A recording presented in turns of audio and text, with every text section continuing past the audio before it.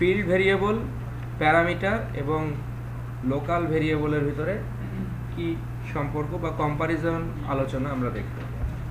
আগের এক্সাম্পলটা থেকেই আমরা দেখব যে এইখানে যে ভেরিয়েবলগুলো আমরা ডিক্লেয়ার করছিলাম এই ভেরিয়েবলগুলোকে বলা হচ্ছে ফিল্ড ভেরিয়েবল। ফিল্ড ভেরিয়েবল হচ্ছে সেই ভেরিয়েবলগুলো যেগুলো মূলত হচ্ছে গ্লোবাল ভেরিয়েবল, দ্যাট মিনস যাদেরকে ক্লাস স্কোপের মধ্যে ডিক্লেয়ার করা হয়। তাহলে এই ভেরিয়েবলগুলো হচ্ছে ফিল্ড ভেরিয়েবল, ঠিক আছে? এই ভেরিয়েবলগুলো হচ্ছে ফিল্ড ভেরিয়েবল। এরপরে আমরা দেখব যে এইখানে এই যে ইন্টিজার এক্স, ইন্টিজার ওয়াই, এরা হচ্ছে কি প্যারামিটার, এটা হচ্ছে প্যারামিটার। তাহলে আর লোকাল ভেরিয়েবল কোনগুলো? মনে করেন আমি এইখানে এটার ভিতরে আমি এখানে একটা কিছু ডিক্লেয়ার করলাম যে integer n is equal two, আমরা জানি যে লোকাল ভেরিয়েবল ডিক্লেয়ার করলে সেটাকে ইনিশিয়ালাইজ করতে হয়। আমি এখানে বললাম যে integer n is equal two 10। তাহলে এইটা হচ্ছে কি লোকাল ভেরিয়েবল। তাহলে এগুলো হচ্ছে ফিল্ড ভেরিয়েবল। আমি একটা মেথডের মধ্যে ডিক্লেয়ার করলাম, সেটা হচ্ছে লোকাল ভেরিয়েবল। আর এখানে যে ইন্টিজার এক্স, এখানে এই ইন্টিজার এক্সটা হচ্ছে প্যারামিটার।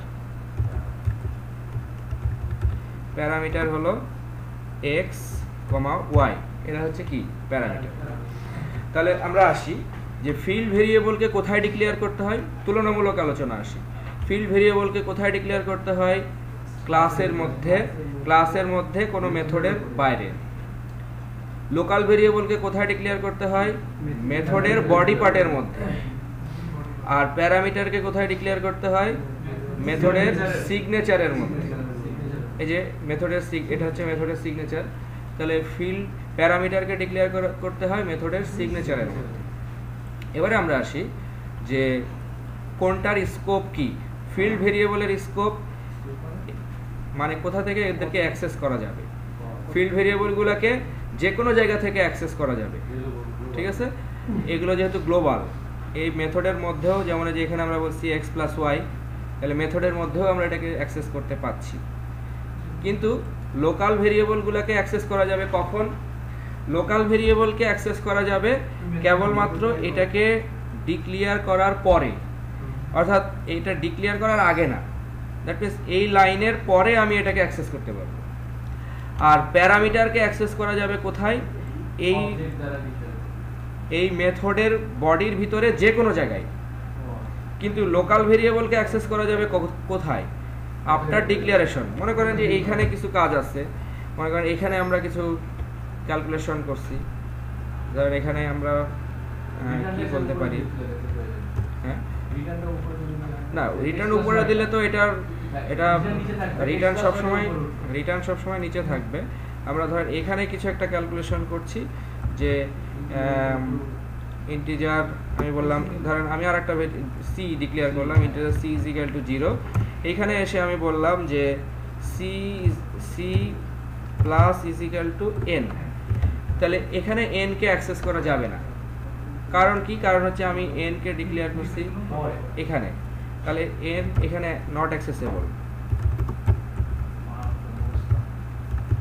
এন এখানে নট অ্যাক্সেসেবল, ঠিক আছে?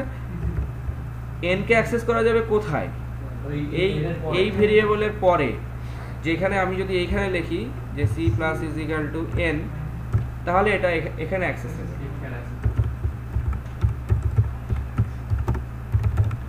ঠিক আছে? তাহলে লোকাল ভেরিয়েবলটা আমি যেখানে ডিক্লেয়ার করব তারপর থেকে এটা অ্যাক্সেসেবল হবে। কিন্তু প্যারামিটার যেহেতু মেথড সিগনেচারের মধ্যে থাকে, একে আমি মেথডের যে কোনো জায়গায়, বডি পার্টের ভিতরে যে কোনো জায়গায় এটাকে ব্যবহার করতে পারবো। ঠিক আছে? আর লোকাল ভেরিয়েবল ডিক্লেয়ার করার পরে সেটাকে ইনিশিয়ালাইজ করতে হবে, কিন্তু আমাদের প্যারামিটারকে আলাদাভাবে ইনিশিয়ালাইজ করার প্রয়োজন নেই।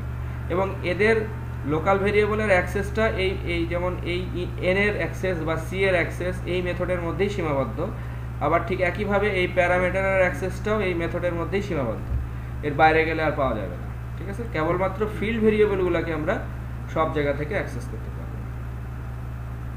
তাহলে আমরা দেখে নিলাম কম্পারিজন আলোচনা কিসের উপরে? ফিল্ড ভেরিয়েবল, লোকাল ভেরিয়েবল এবং প্যারামিটার, এই তিনটার কম্পারিজন।